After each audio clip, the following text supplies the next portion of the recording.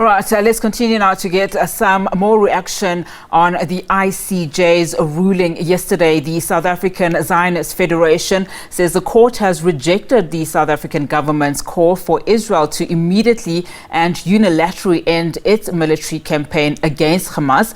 For more, we are now joined by spokesperson Rolene Marks. Rolene, thank you so much for your time this afternoon.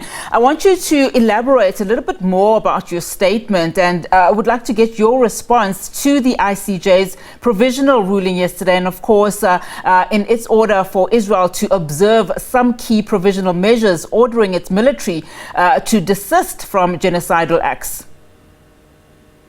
Well, first of all, good afternoon and thank you for having me. Please don't mind the beeping in the back. We have rocket alerts coming in. So I'm in my shelter. I'm just going to continue speaking. But we welcome the decision by the ICJ. They have rejected the call for a ceasefire, which tells us that the ICJ accepts and supports Israel's inalienable right to defend herself and her moral right to defend herself and her citizens against the onslaught by Hamas terrorists. The stipulations by the court are issues which Israel is already observing, which was put forward very, very in-depth and forensically by the Israeli legal team. We showed very, very ably how we were preserving the dignity and avoiding civilian casualties, going so far as to declassify documents last week, which showed military orders and war cabinet orders. With regards to humanitarian aid, Israel has said there is absolutely no limit to the amount of humanitarian aid to go inside the Gaza Strip. And as of last Sunday, 10,000 humanitarian aid trucks had entered the Strip. So Israel is already complying with the stipulations of the court, something that Justice Sebutinde from Uganda acknowledged. One of the other stipulations, which is very, very important, especially as today is day 113 of the defensive war against genocidal terrorist organization Hamas, that our hostages have been held in the Gaza Strip. This includes toddlers, a little boy who turned 1 year old last week, and elders as old as 85. We also know from the hostages that were released that the female hostages have been sexually abused, and there are fears that some of them may be pregnant. The court called for the immediate and unconditional release of the hostages, and we reiterate that point. And something that the court also stressed were the atrocities committed against the state of Israel, the people of Israel, and foreign nationals on the 7th of October. So the decisions by the court are welcome. All right.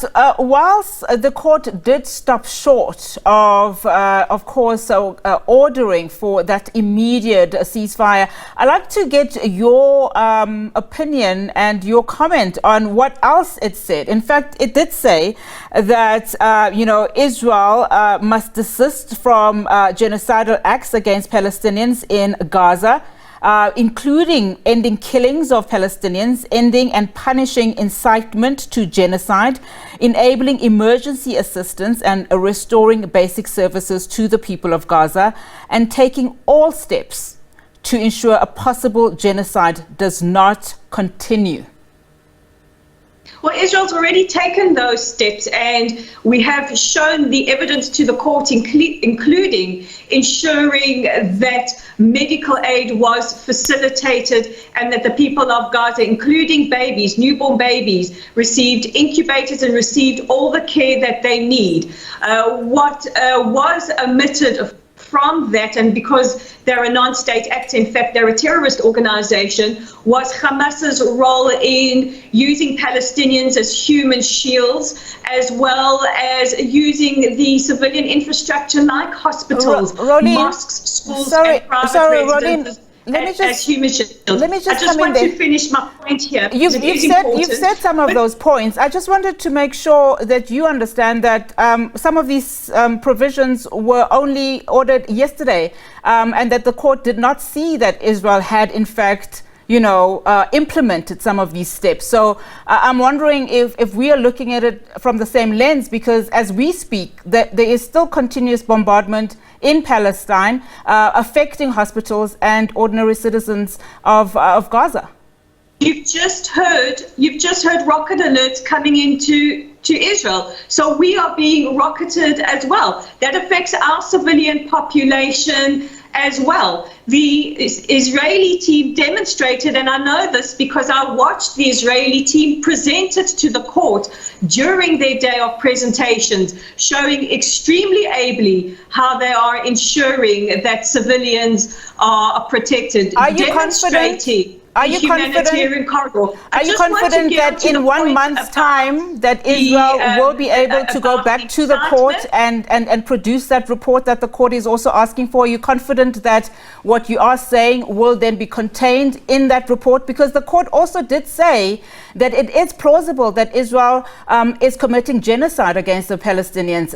That's what was said in the court yesterday. Just remember one thing, the court did not call for a ceasefire, so it does not acknowledge that Israel is committing a genocide. Genocide is about intent, and Israel has given that documentation to the court, including the unclassified documents that I just mentioned. The Israeli team also presented the body cam footage taken from the GoPros and body cams of Hamas terrorists committing those atrocities against civilians on the 7th of October.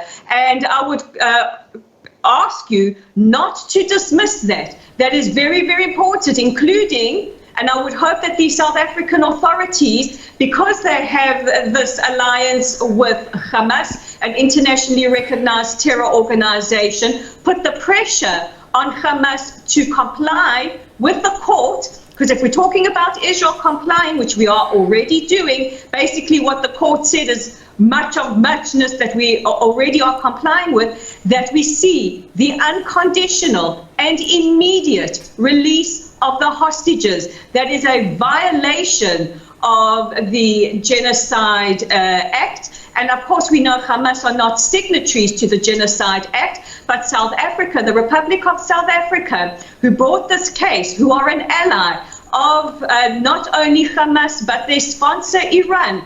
IRNA reporting yesterday that President Ramaphosa had a conversation with President Raisi, demand and comply with the court for the immediate and unconditional release of over 130 hostages. Rolene Marks, let's leave it there. Thank you so much for your views and your comments.